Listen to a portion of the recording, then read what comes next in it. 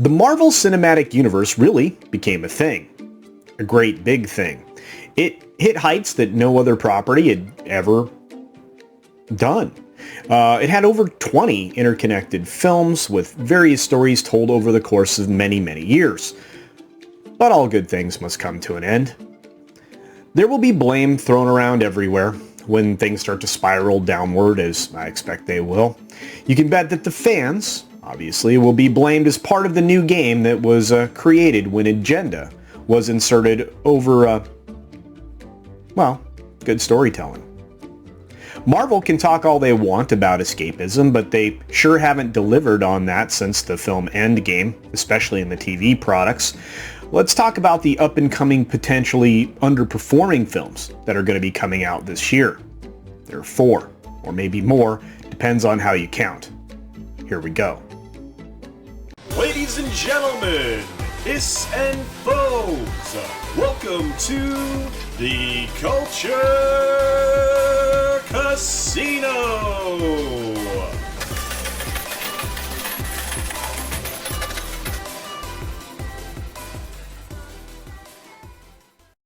For a little over a year, well, at least a little over a year now, Tom and I of Midnight's Edge have done a weekly talk show called the Tuesday Tirade Entertainment Talk. And of course, on that show, we talk about entertainment, pop culture, news, stuff like that. And many of you here already know that. The show is about just entertainment news and news of the week regarding entertainment, and primarily the film and television industries, because I guess that interests us the most, especially from the business aspect. And, occasionally we have special guests. We have people like Andre, Script Doctor, some others, just to talk about entertainment. Many times, Tom and I have talked about the future of the MCU, and recently our thoughts have been on the darker side of things. So, I'd like to shed a little bit of light on what I think individually here and obviously in this video. First, let's start with Black Widow.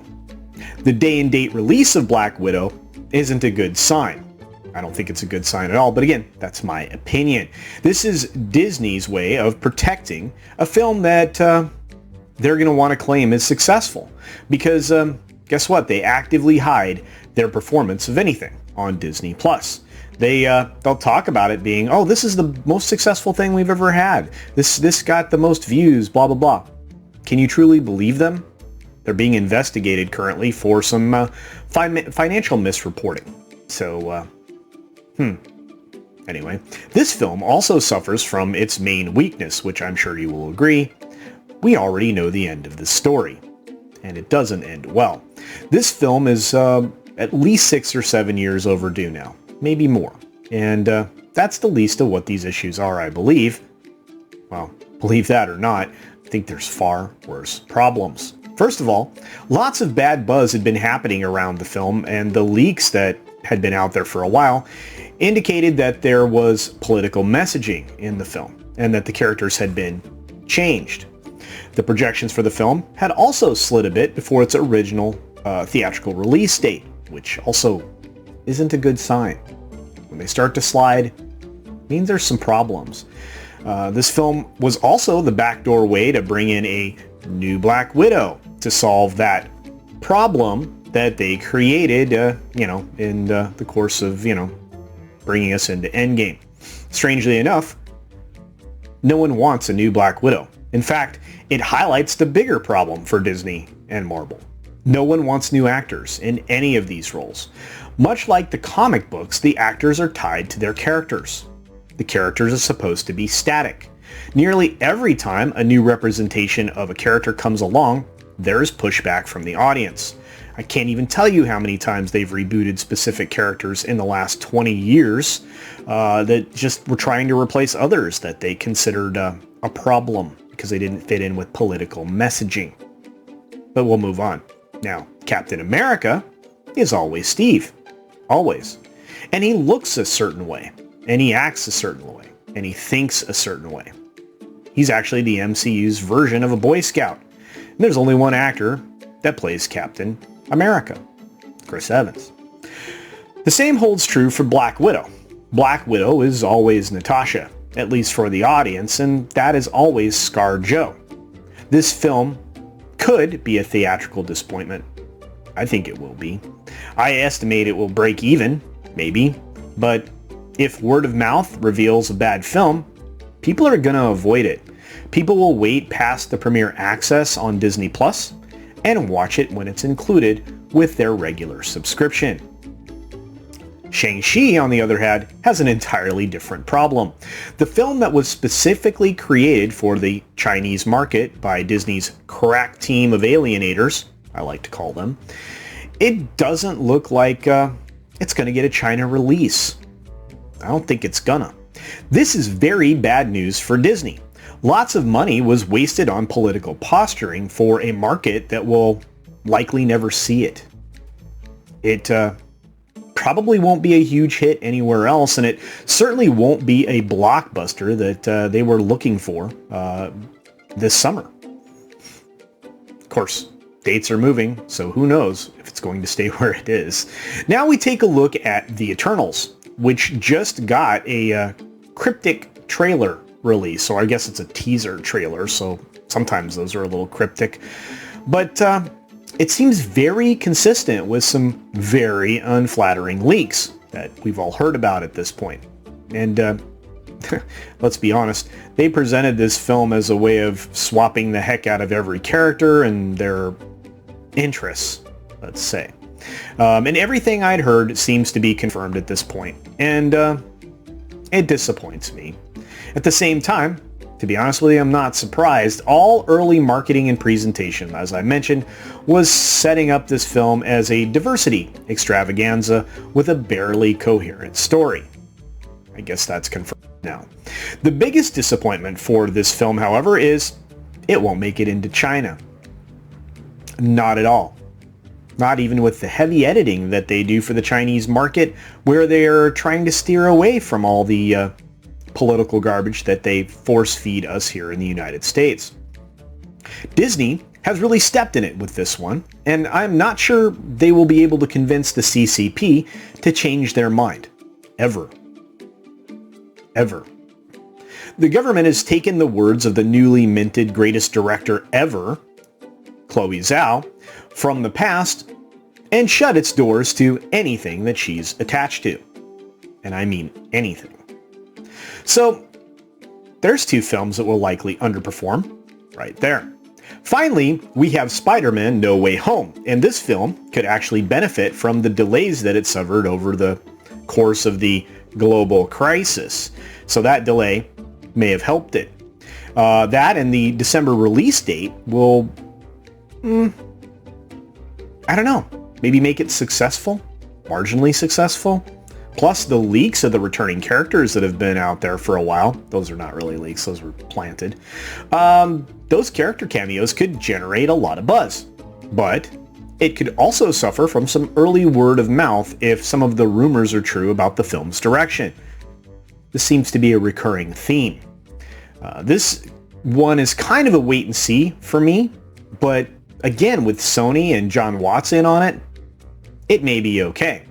This one could underperform if it's not all about the escapism that audiences are looking for, especially in a Spider-Man movie, or it could do very well.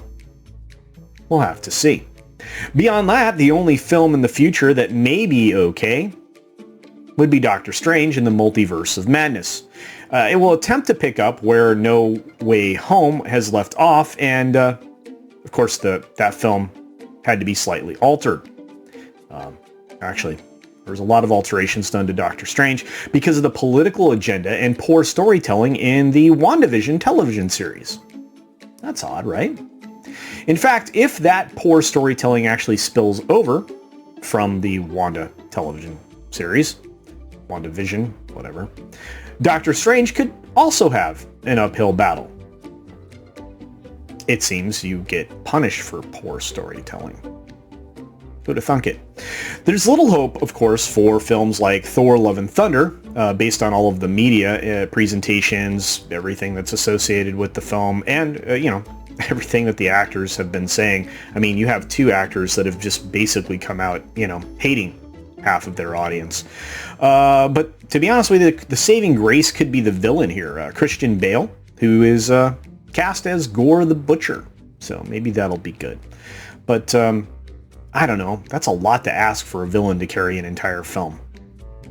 Every other film going forward looks like it's full of political garbage, at least as far as the storytelling goes. And that will likely alienate a huge portion of the audience, as it has consistently done. I just hope that somebody wakes up there and fixes these issues. They know they're doing the wrong thing. They just don't seem to be able to help themselves. Why do I say that? Why do I say that they know that they're wrong?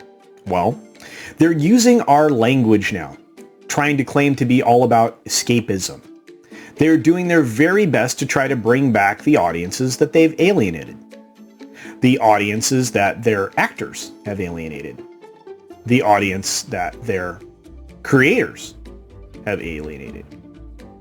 And the audience that just want good stories and entertainment without a lot of garbage put in the middle of it. I hope I'm wrong about these films. I hope I'm wrong about the future of all of these Marvel films. Really do. I really do. I hope that I'm wrong about the financial shortcomings that all of these films will suffer. Again, I really do. And I hope I have to make a video about being wrong. I'll do it if I have to. I'll have to. Now we've reached the time for your thoughts. What do you think about the future of Marvel? Do you expect a robust future with successful films? Are you going to see any of these upcoming films? Are any of these interesting? Please leave your comments in the field below, and we'll talk about it. With that in mind, be sure to support other independent creators on the platform. They don't have the kind of support that the big boys do. I think that's done for many reasons, and it doesn't make a lot of sense because most of the content on YouTube isn't made by the big guys. It's made by people like me. So support independent creators here. Be sure to, check in on 5 or 6 that are your favorite, or 10. And, shoot them a like on their videos and live streams. Give them the subscription that they may deserve, and hit the bell so that you're notified when they're live or when they've dropped a new video. And I'll end this video the same way that I always do, which is be sure to take care of yourself. Take care of others. Wash your hands, of course, because it's good hygiene. And until next time, bye. Thanks for visiting today. Be sure you're subscribed and hit that for alerts. Yay! Of course, like and share all of the videos that you can, as it helps with the algorithm. Have a great day.